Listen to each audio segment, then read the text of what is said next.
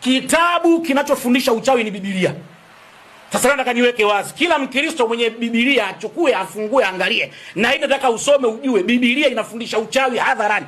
Na ninatoa hapa, sisi kama waadhiri wa Kiislamu tunatoa challenge.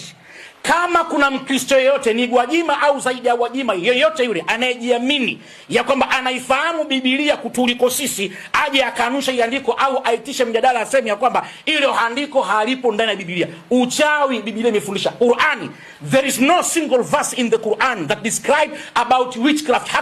Hakuna aya hata moja ndani ya Qur'ani ambayo aya hiyo inasema karoge hivi, fanya hivi na hivi utaroga. Ni Biblia pekee yake. Sasa chochote leo kufundisha Biblia wewe Gwajima. Kwa kuwa unapenda kuchokonoa Waislamu, hata tukuelimishe Uislamu unafundisha nini. Kitabu cha Ezekiel sura ya 5 mstari wa kwanza. Someni ili andiko wa Kristo pote mlipo. Hatutaki mchezo na dini yetu. Waheshimuni hivyo. Mkichokonoa tunaingia huko ndani mpaka huo Kristo watu watajua kwamba kumbe kuna mambo haya. Ezekiel 5:1 inasema hii aya inafundisha uchawi moja kwa moja wazi kabisa. Sikizeni uchawi wa Biblia huu.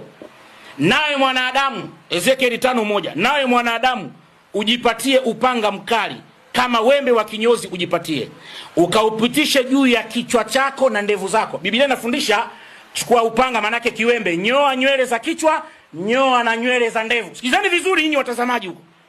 Sio mavumbi wa Uislamu. Sisi Gwajima Gwajima wewe. Huo uchizi wako pelekea kwa soko kwenye Uislamu. Tumekamilika, tuko timamu sisi. Kisha ujipatie mizani ya kupima ukazigawanye nywele hizo na ndevu. Biblia inafundisha kwamba nyoa nywele za kichwa, nyoa na nywele za ndevu, kisha chukua mzani, pima hizo nywele. Jamani, sikizeni vizuri, zipime nywele, pima na ndevu. Biblia hiyo.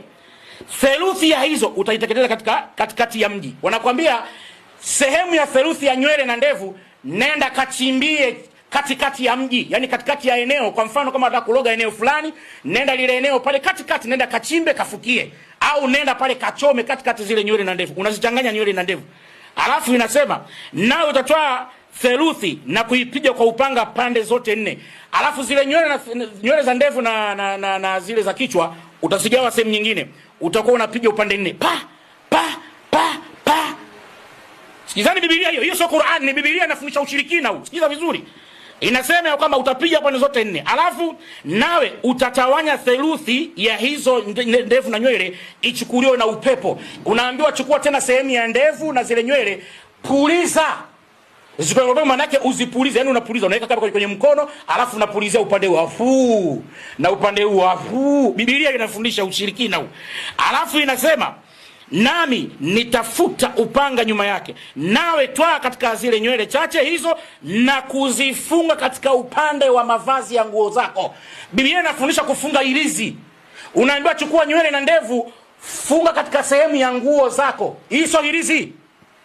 Hii sio ilizi nyie.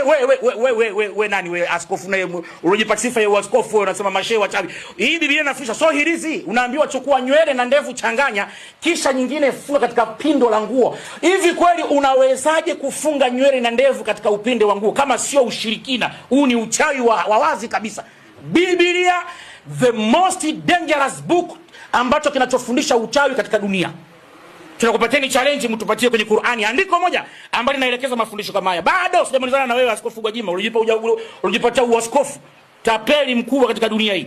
Inasema ya kwamba nawe twaa nywele chache katika hizo na kuzifunga katika pindo la mavazi yako. Nawe utatoa tena baadhi ya hizo na kuzitupa katikati ya moto. Angalia maelekezo bila kufundisha.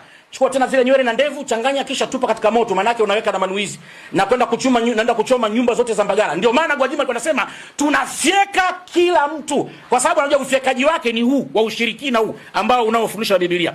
Sasa inamalizia Biblia inasema ya kwamba na utatoa tena baadhi ya hizo na kuzitupa katikati ya moto na kuziteketeza katika moto huo. Kutoka nywele hizo, sikia maelekezo Biblia inasema ukishafanya haya yote, inasema kutoka nywele hizo moto utakuja na kuingia katika nyumba yote ya Israeli. Biblia inafundisha jinsi ya kuchoma nyumba za watu.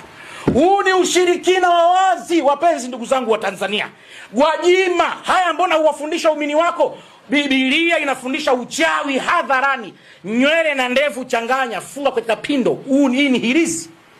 Biblia inafundisha kwamba chukua zingine katupe katikati ya moto. Kutoka ule moto, baada ya kutupa zile nywele na ndevu kwenye moto, moto utalipuka pale, buf, ukishawaka unahamia kuchoma nyumba za watu. Kwa hiyo Biblia inafundisha ukitaka kuchoma nyumba za watu usipate tabu, tumia kitabu cha Biblia, nyumba zitachomeka. Sasa huu ni uchawi, sio uchawi.